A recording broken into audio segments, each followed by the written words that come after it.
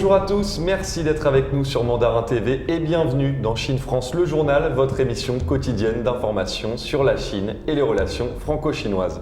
Voici les titres de l'actualité. Covid-19, plus de 3000 volontaires testent un vaccin chinois au Pérou. La Chine en avance sur le monde dans l'utilisation des QR codes. La Chine a des étoiles plein les yeux, le pays projette d'établir une station scientifique sur la Lune. Et nouvelle découverte en Chine des créatures âgées de 550 millions d'années. La Chine donne des conseils prénuptiaux aux couples pour limiter le nombre de divorces. Et pour finir ce journal, nous irons percer les secrets de la construction la plus importante faite par l'homme, l'une des 7 merveilles du monde, la Grande Muraille de Chine. Les tests d'un vaccin contre le coronavirus s'enchaînent à travers le monde. Mercredi, le Pérou a lancé une phase d'essai clinique. 3000 volontaires ont reçu le vaccin d'un laboratoire chinois. Les résultats sont attendus pour le mois de décembre. Au Pérou, le nombre de candidats au vaccin a dépassé les attentes. 9000 personnes se sont enregistrées en moins de 3 heures. Le vaccin du groupe chinois Sinopharm est inoculé par injection intramusculaire au bras des volontaires âgés de 18 à 75 ans. Seule règle, ne pas avoir déjà contracté le virus. Un second groupe, encore constitué de 3000 volontaires, recevra le vaccin en octobre. 2 souches du virus et un placebo seront inoculés de manière aléatoire aux volontaires répartis en 3 groupes. 2000 recevront la souche dite Wuhan, 2000 la souche dite Beijing et les 2000 autres recevront un placebo. Une mission scientifique chinoise d'une trentaine de personnes est chargée de coordonner le projet dont les résultats ne sont pas attendus avant décembre. Le président péruvien, Martín Vizcarra, avait annoncé mi-août que son gouvernement s'engageait quant à lui à coordonner la participation aux essais cliniques des vaccins élaborés en Chine, au Royaume-Uni, aux États-Unis et en Allemagne.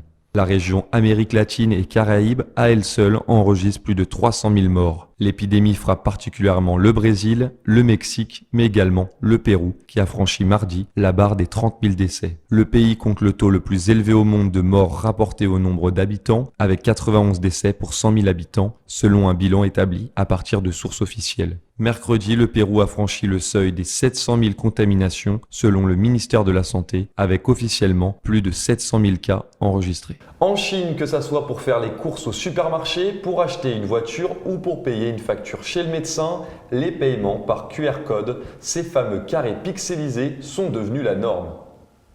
En Chine, l'argent liquide a quasiment disparu. Près de 86% de la population utilise régulièrement les paiements par code QR, y compris dans les zones rurales. Chaque année, les transactions effectuées par ce biais dépassent celles traitées par Visa et Mastercard réunies. Loin d'enrayer cette progression, l'épidémie de Covid-19 lui a donné un coup de pouce en augmentant l'attractivité des transactions par code QR qui ne nécessitent pas de contact entre êtres humains. Les consommateurs chinois y voient une façon rapide, sûre et pratique d'effectuer leurs achats. La simplicité de la technologie a également encouragé une majorité des petits commerçants à l'adopter. Contrairement aux plateformes utilisées dans les pays occidentaux comme Apple Pay ou Google Pay qui obligent les marchands à installer des bornes de paiement électroniques coûteuses, il suffit d'imprimer un morceau de papier avec un code QR et de l'afficher sur sa caisse pour utiliser Alipay et WeChat Pay. Même les musiciens de rue et les mendiants s'en servent parfois pour récolter des dons.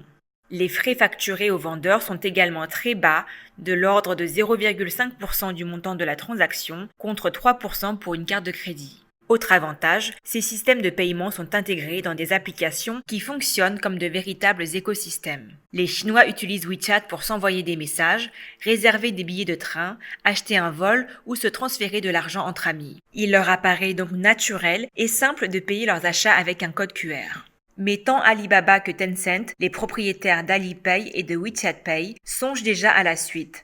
L'an dernier, ils ont tous deux commencé à déployer des bornes dotées de caméras de reconnaissance faciale qui permettent de payer ses achats simplement en leur présentant son visage. Elles ont d'ores et déjà été déployées sur certaines lignes de métro, dans les restaurants de la chaîne de fast-food KFC et dans une partie des enseignes 7-Eleven. Selon un personnage clé du programme d'exploration lunaire du pays, la Chine a entamé des recherches et envisage d'installer une station scientifique sur la Lune.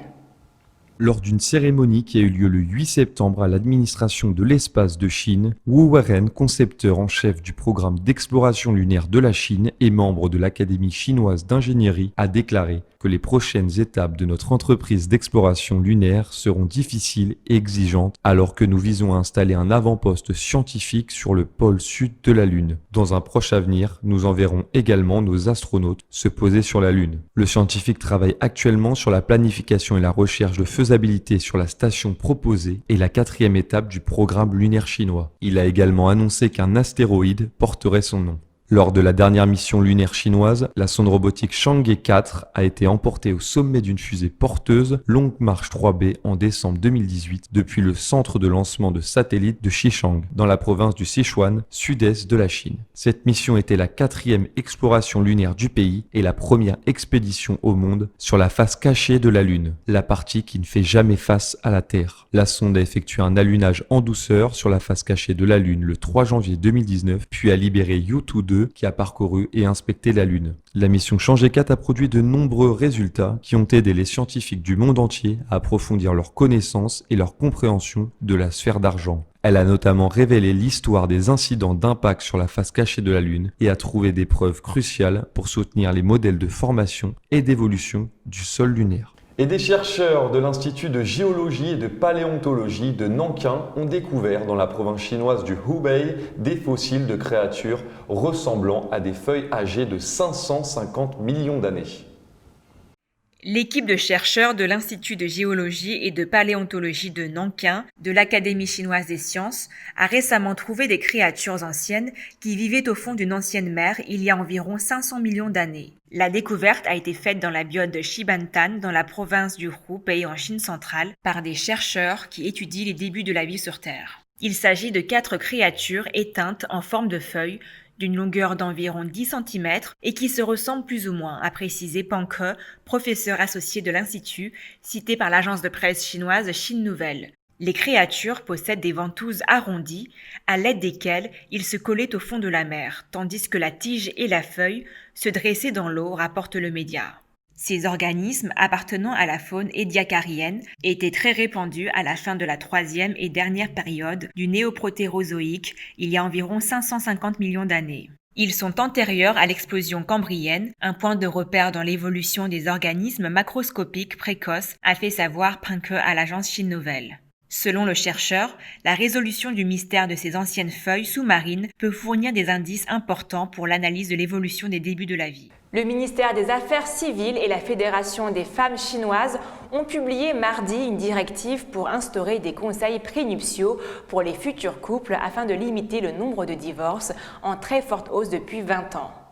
En 2019, 4,15 millions de divorces ont été enregistrés en Chine, contre 1,3 million en 2003, année de l'instauration du divorce par consentement mutuel, selon le ministère des Affaires civiles. Dans une tentative d'enrayer cette tendance, les services d'enregistrement des mariages devront proposer des conseils aux futurs époux afin d'éviter de futurs conflits familiaux. Le texte n'indique pas précisément si le passage devant un tel conseil sera obligatoire pour tous les futurs époux ou encore qui devrait payer les frais engendrés. Cette nouvelle procédure a engendré une vague de commentaires sur le réseau social Weibo. Pour certains, c'est une bonne chose de renforcer le sens de la cérémonie du mariage. Selon eux, l'enregistrement du mariage est un choix majeur dans la vie. La cérémonie permet aux hommes et aux femmes de ressentir plus véritablement le caractère sacré du mariage et de se souvenir des responsabilités de la famille et du mariage. Et pour d'autres, c'est une mesure complètement inutile. Les formalités ne sont pas si importantes. Certains internautes craignent également que cela ne provoque de longues files d'attente et de longs délais d'attente pour la certification. L'augmentation du nombre de divorces est devenue une source de préoccupation pour les autorités chinoises qui souhaitent une hausse du taux de natalité.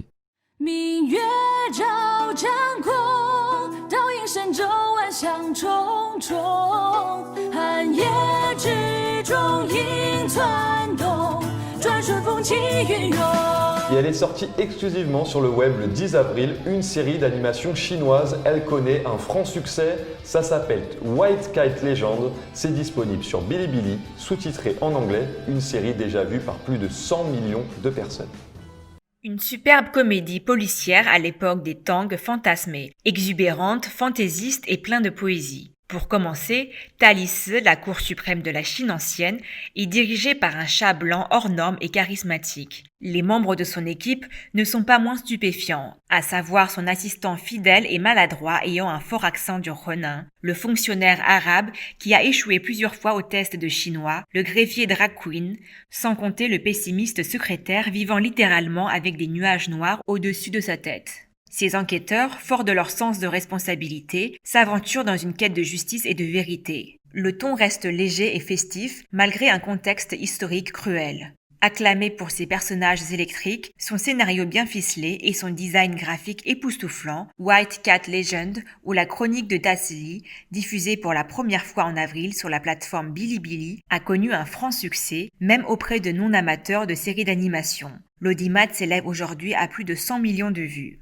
Adapté de la bande dessinée fanfiction éponyme de la dessinatrice RC, White Cat Legend est une production 100% web. Inspiré du film Détective D, Le mystère de la flamme fantôme, son auteur aurait transformé par hasard le patron de Thalys en un chat blanc. Par ailleurs, avant de s'attaquer à la série d'animation en 2016, la société de production Howtren a également testé le marché en lançant un financement participatif sur Internet qui a récolté près de 144 000 yuans, soit environ 17 000 €, dépassant largement l'objectif initial de 10 000 yuans. Impertinente et comique, théâtrale et surréaliste, White Cat Legend dépeint tout au long de ses 12 épisodes, avec une grande délicatesse, la prospérité et l'esthétique propres à la dynastie Tang, l'âge d'or de la civilisation chinoise. Surfant sur la vague alliant tradition et modernité, la série donne une impulsion à l'industrie de l'animation chinoise, en quête de maturité et d'identité. C'est l'heure de découvrir une partie de la face cachée du plus grand monument construit sur Terre, la Grande Muraille de Chine, une frontière infranchissable, un reportage de Yann Bremer signé Arte. D'après les témoignages des astronautes qui ont effectué de longues missions à bord de la Station spatiale internationale,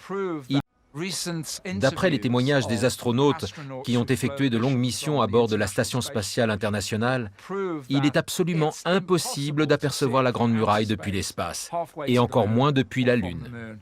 La muraille de Chine a nourri de très nombreux fantasmes et n'a peut-être pas encore livré tous ses mystères.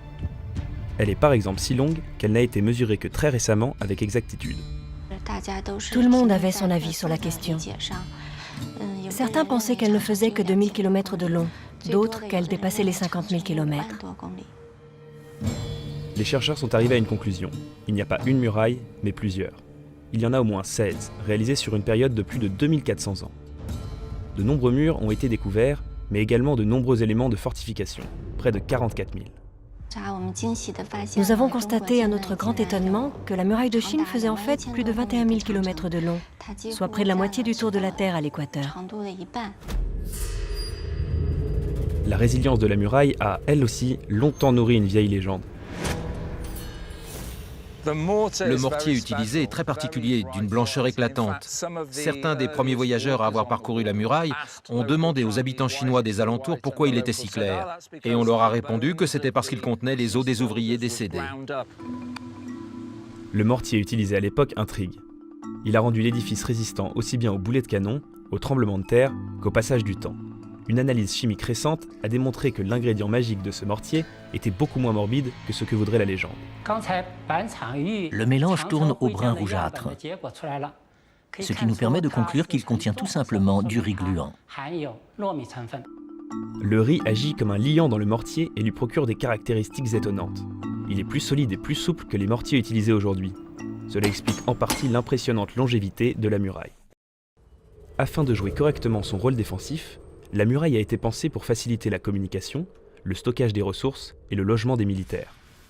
Le système des fortifications établi sur la frontière permettait d'envoyer au gouvernement central des informations sur la situation de l'ennemi, sur le nombre de guerriers prêts à partir au combat. Les vigies envoyaient des messages aux soldats de la garnison pour les prévenir de l'arrivée des Xiongnu en précisant leur nombre. Le dispositif était en soi très ingénieux. Différents signaux symbolisaient chacun un type de menace. Ces derniers montaient en intensité selon l'importance de la menace. Une tour comme celle-ci avait 3 fonctions. La première, c'était la défense. La deuxième, c'était de servir d'abri contre le froid en hiver, contre la chaleur en été. Au début du XVIIe siècle, certaines sources parlent d'un peu plus de 750 000 soldats, soit à peu près 115 par kilomètre.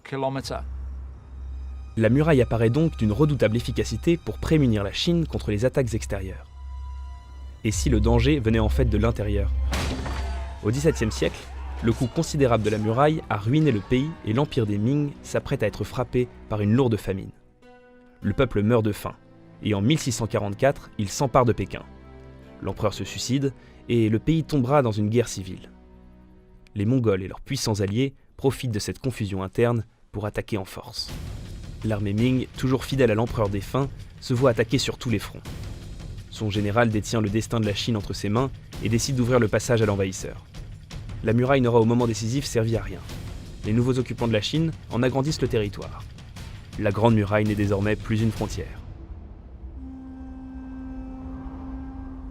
Et c'est déjà la fin de votre journal. Merci de votre fidélité. Et pour continuer à suivre l'actualité, retrouvez toutes nos vidéos sur mandarintv.fr. Très belle soirée ou très belle journée sur Mandarin TV.